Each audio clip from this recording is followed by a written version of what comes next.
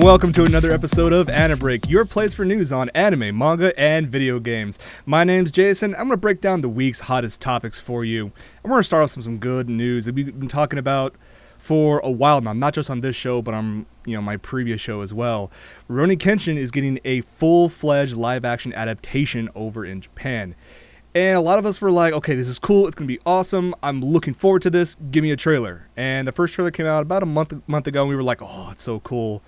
And then they released a second trailer, and this one just adds more to the flavor, and it just looks awesome. But, don't take my word for it. Let's go ahead and watch the trailer first, and we'll talk a little more afterwards.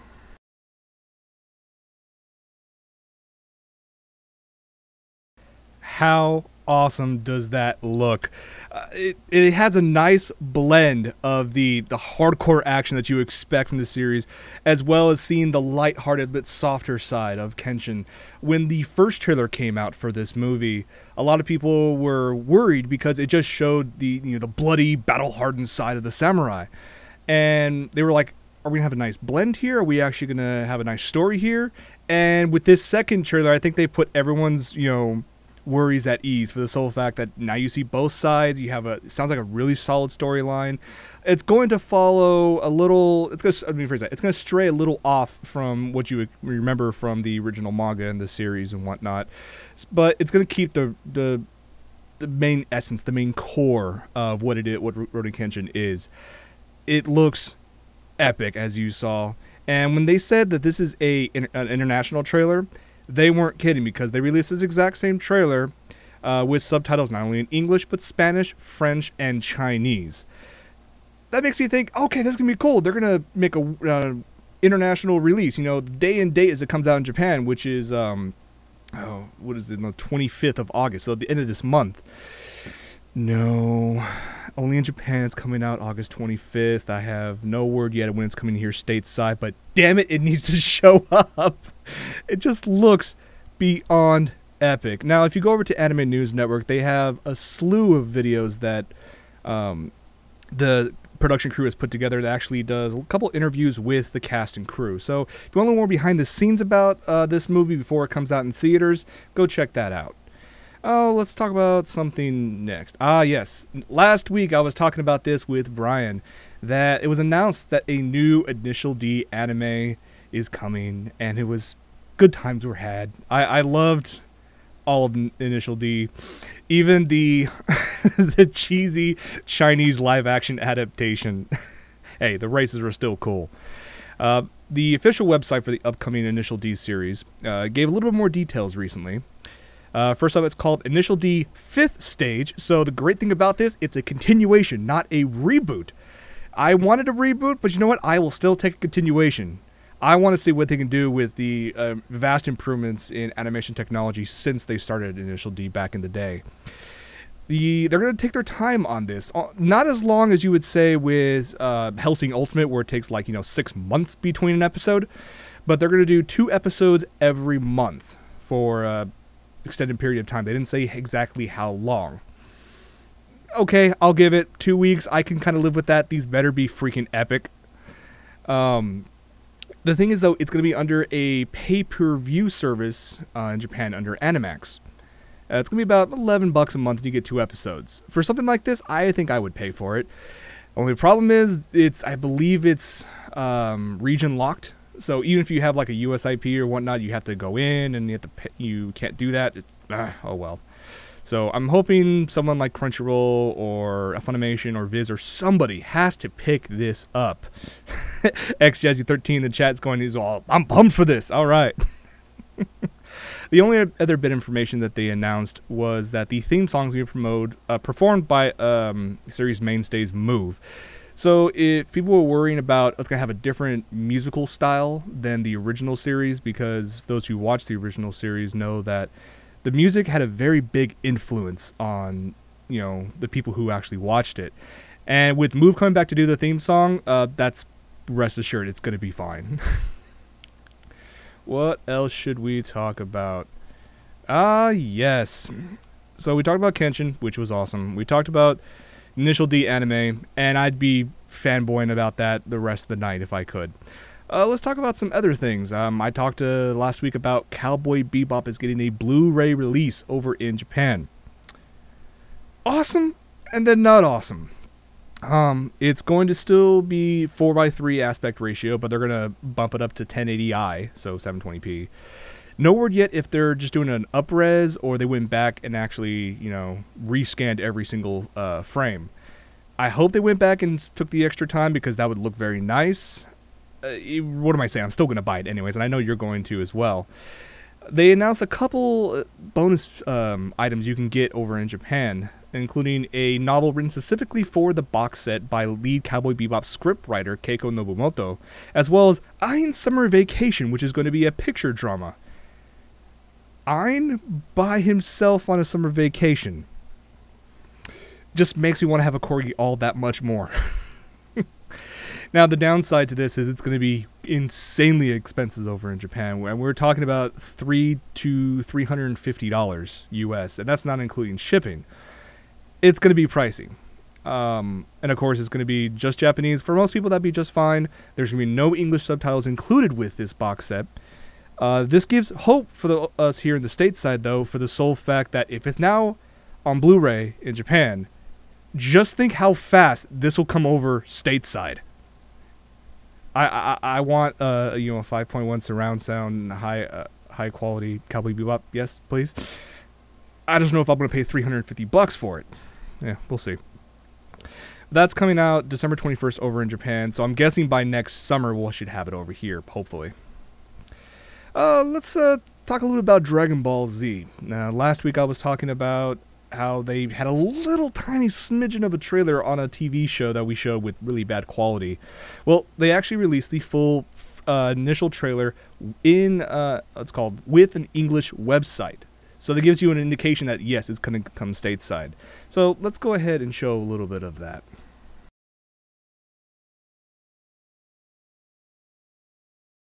Yeah. More of what you just love. It's interesting that they decided to go a little more on the CG when it comes to the backgrounds and the environments, which, from what I saw, that initial, 40 seconds, it looks like it'd work. But then again, trailers to me are designed to amaze and impress you. Not going to say if it's going to have a lot of depth and detail and is it worth it or not. Hopefully, it's not going to keep the classic Dragon Ball Z style of the world's going to end in 5 minutes. 10 episodes later, the world's going to end in 4 minutes. No. Now, this is not a continuation off of the series. This actually takes place during the so-called Lost Decade, about the 10 years after the defeat of Majin Buu, if those of you actually remember that. They're talking that, Koden, Piccolo, Vegeta, and the rest of the crew is going to show up.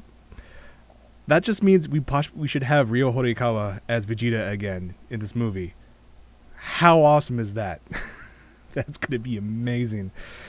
The best thing about this, the creator of the Dragon Ball franchise, Akira Toriyama, has been heavily involved in the production of this movie. If anything, that gives the best chances for this to be insanely enjoyable and entertaining. Like you saw at the end, it's going to come out in Japan next March.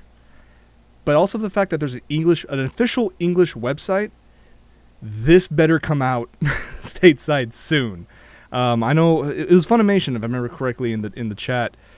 They can remind me that it was Funimation that was releasing the Blu-rays out and whatnot. I know, actually, yes, it was Funimation, for the sole fact they had the whole announcement that they couldn't go back and finish up the original Dragon Ball Z series on Blu-ray just because it was just too much money in order to go back and finish with the the up-resing, rescanning all the frames to get back to high definition. So we'll see. I'm hoping we can get something else. Maybe this will give them more of a chance to get some more money if they can go back and actually do the rest of the Dragon Ball Z series on Blu-ray. I'd friggin' buy it. In the meantime, we still have Kai, so we can always have that. Let's move on to, let's talk about this. If you guys been watching the Olympics, I've been watching it here and there, where I can online. Not going to watch NBC's crap, so, But, A really cool bit that was talked about, one of Japan's Olympic medalists, Satomi Suzuki, is a huge anime fan. It's nice to see that, a lot of, these professionals will come out and say they really enjoy anime and support it. But to the point where she stated she wants, her name is Satomi Suzuki, and she wants to become a voice actress afterwards. How awesome is that? We have a Japanese Olympian, she's a medalist, and she goes out afterwards and says, this is awesome, I'm great, I love doing this, I love doing this for my country, I love anime to the point where I want to become a voice actress. Yeah, I give 100% this is awesome. I wish her all the best. And given the fact she's already won 3 medals this Olympics, I'm sure she won't have a problem getting a role in something when she gets back home. Hopefully, on her Twitter account or whatnot, she will make the announcement ASAP. All right. A lot of you have been talking to me in chats and on Facebook and whatnot that you've been wanting me to talk a little more about the upcoming Berserk movies. And we were talking, and some information came out about Berserk, the Golden Age Arc 1, which is the Egg and the King. That's going to come out stateside. Get this, it's coming out stateside. We don't have to wait till next year like a lot of people expected.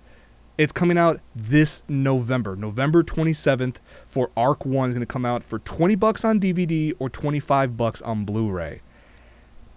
Now, Berserk by itself, the original was a classic. I enjoyed it tremendously. And of course, they went back and, of course, increased the animation quality, and they, did some beefs with the story. So, it looks interesting. I'm not the biggest Berserk fan. I still enjoyed it, though. But I'm going to show this little video here once I find it. Yeah, there we go.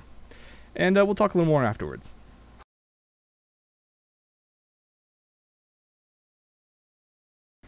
Kind of makes me wonder about the blend of CG animation and hand-drawn animation.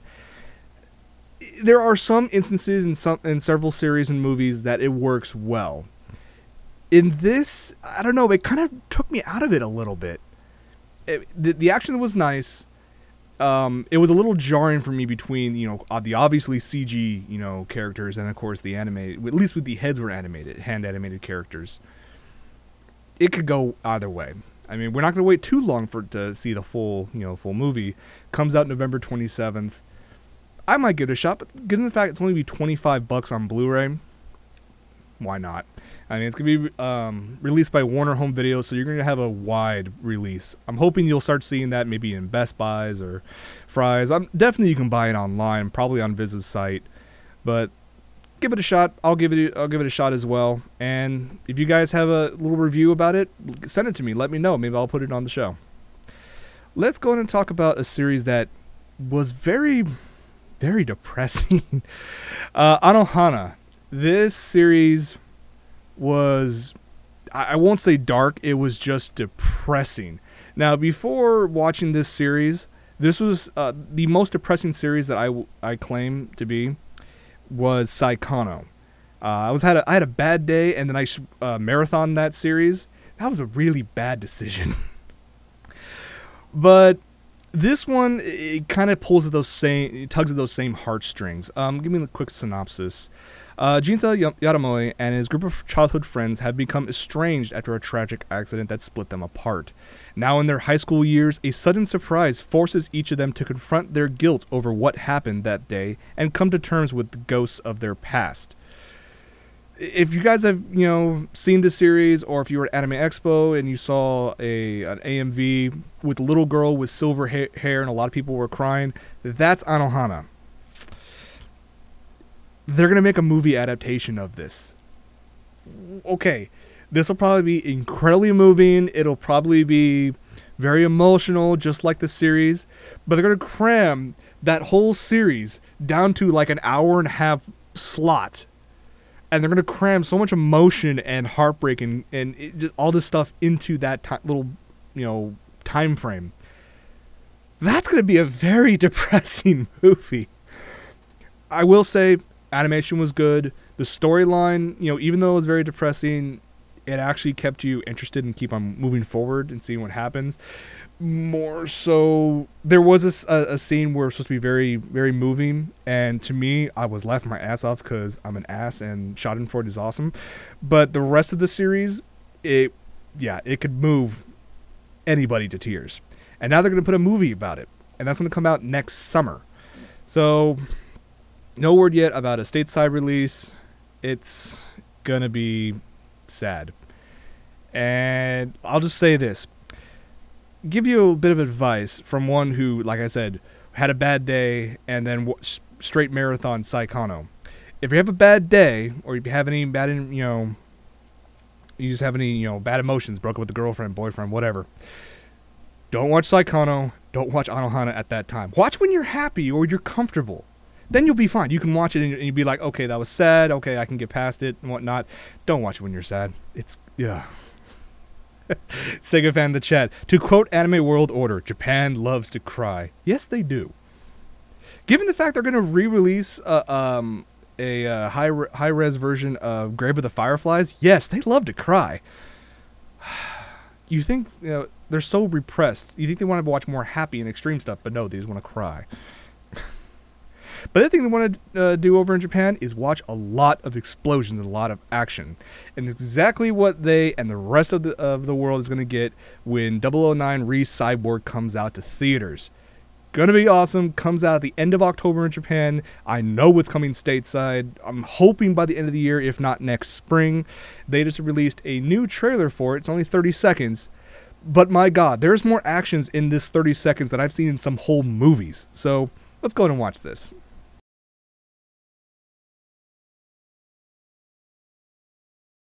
Do want. Cannot wait for this one to come out. When they had the international trailer that was like almost 5 minutes long come out a little while ago, I watched that gotta be half a dozen times straight through. This reminds me, like, the whole with the Jason Bourne trilogy, or now quadrilogy, because they have the Bourne Legacy out, which I need to go see. And they have all these different people who are highly, trained and whatnot to go out and, are going to rebel against people who made them. Think that, but with badass superpowers. It could work. Well, by superpowers, I mean robot powers. My apologies. So that's going to come out the end of October for Japan. It's got to be coming out either end of this year, beginning of next year for the stateside. Once they have any more trailers and whatnot, I'll be posting them on the website or on these shows. Let's get into some, before we get into some video game news, I want to talk about an odd anime thing. As a lot of you know, when an anime series that's very popular comes out, there usually right behind it is a slew of promotional things. They tie in with gum or coffee or grocery chains or hentai or I don't know, whatever. This has got to be one of the oddest, and albeit it's going to be one of the more dangerous promotional crossovers. Evangelion, and Nerve, they're going to tie together with the Sante FX eye drops. Evangelion eye drops. This can only equal very bad things. I mean, let me show you a picture of one of their kiosks where they're going to talk about it. So that's them. Of course. Why? This is going to be the promo, or the slogan for it is drying up alert fatigue limit state. They're going to, funny, the people who are putting on this campaign are actually creating a little headquarters in, of course, Nerd Mecca Akiba to sell these things. And let me scroll down a little bit so you can see what the actual eye drops themselves are going to look like. So little packages and whatnot. Okay. You have Shinji, you have Rei, and then you have the actual eye drops themselves. And I'm like, I'm so expecting. I'm just waiting for the day that a fan's gonna get this. They're gonna get drunk and they're gonna watch the marathon the entire series, and they're gonna try to make a drinking game out of it. Every time Shinji is a bitch, they take an eye drop. There's going to be major eye-related problems in the Akihabara area, and when these come out, I guarantee you. And I gotta say, this is gotta be one of the more strangest collaborations that I've personally seen. Eye drops? Really? Usually they want to promote coffee or gum or prostitutes or something. But eye drops? Okay, sure. You go, Japan. You have fun with that. Sega fan in the chat goes, Clear Eyes is awesome and now nerve approved. Okay, let's get on to some video game news. You guys remember Scott Pilgrim? I'm not talking about the original comic. I'm not talking about the awesome movie.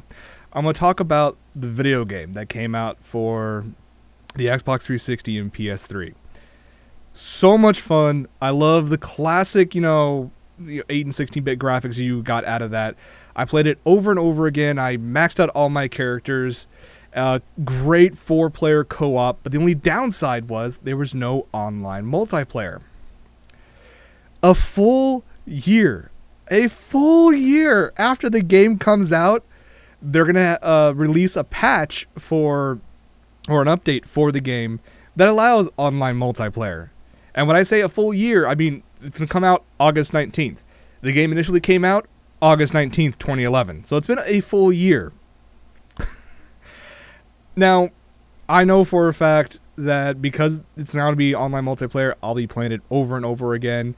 I will let you guys know, I'll mostly play it on PSN. You can find me as TEH_factor. I should be on there more often. I'll put it up in the notes so you can find me when this comes out. And we'll do some online multiplayer. And the nice thing about this is, yes, it's DLC for the game. And it's actually fairly priced, I guess. I mean, the DLC is $5 to get, or 400 points if you have, the Xbox 360, to get the online multiplayer component. I know there's going to be a number of people who are going to complain, stating that this should have been part of the initial release. Why are you charging me $5 more just for this component that I'll play for maybe a week? Their response is most likely going to be, you're going to buy it anyways because you love this game. I know I did. I played the crap out of it when it first came out, and now I'm going to play it all over again. I might just, start from scratch and start from, level 1 again and keep on going through it. So that comes up August 19th for the PS3 and Xbox 360. Go in and get the update.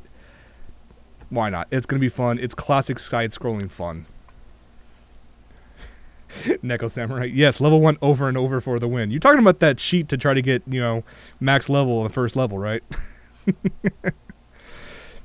Last bit of news I want to talk about is Ni no Kuni. This is the insanely popular PS3 game that combined the gaming talents of Level 5 and the brilliance of Studio Ghibli. And they came together and made a game. We've known for a while it was going to come stateside, and we have a little bit more information about it. Yes, it's not coming out until January 22nd of next year, but they've released a special edition, or Wizard Edition as they call it. And there's a couple ways to actually pre-order this. If you order the physical, version from GameStop, you actually can get a steel bookcase with alternate artwork and a couple other nice bonuses inside there. That's kind of a nice, feature in there. If you buy or pre-order the digital version from Amazon, what do you get? You get a couple different characters in game that you didn't get in the original Japanese version. So a digital character that is just there, probably just a different paint scheme, or a nice little bonus steelbook, and you have a physical copy. I'm just gonna go with the physical because it's nice to have the physical copy. I can go on, and I've done it in several previous series, both this and From My Mother's Basement, where we've talked about is streaming and downloading better than having a physical copy, and I like a blend of both. So I'll probably go with the physical copy. If you guys are interested, like I said, you can go to GameStop for the physical copy pre-order, or you can go to Amazon and pre-order the digital version. It's coming out January of next year. If you haven't seen anything about this, go on YouTube right after this show. This is the last thing we're going to talk about. Check out Ni no Kuni. Just type that in there, and you'll get a slew of trailers, videos, and there's a few people who actually recorded the gameplay from start to finish. So if you want to spoil yourself about what happens, you can watch it straight through and have someone else play it instead. But that comes out next year. I highly recommend you guys go check it out. So that's gonna be it for this episode of AniBreak. I know that last week was a lot of fun. We had reunion week, as I called it. I had Brian Yang on AniBreak. I had a good dinner with him afterwards, and he likes to jump on from time to time in the future. So you will probably see him on here more often than not. It's going to be nice. It's going to be awesome. It's going to be just like old times. So if you enjoyed our previous show, you're definitely going to enjoy this one. Of course, also last Friday we had From My Mother's Basement. It was me and Michael, and of course we had our good friend Courtney join us. And it was just fun because we just ranted and raved for over an hour. It was great. That's now on YouTube, so you can go check that out. youtube.com/otakulife.net. So it's going to be cool. You can check that out. Make sure to give it, a thumbs up and give it some, good comments. We love reading those. And hopefully I'll start getting some more people in. If you guys have any suggestions about who you'd like to see on these shows, head over to otakulife.net. And if you scroll down a little bit on the right-hand side, you'll see a feedback button. You can click that and shoot me an email with all your requests, and I'll do my best to get them because I have a few contacts in the industry, and hopefully I can get them in here. So it'll be fun. But that's going to be it for this episode. So thank you very much for joining me. There'll be a small post show. And thanks for watching. I'll see you next week.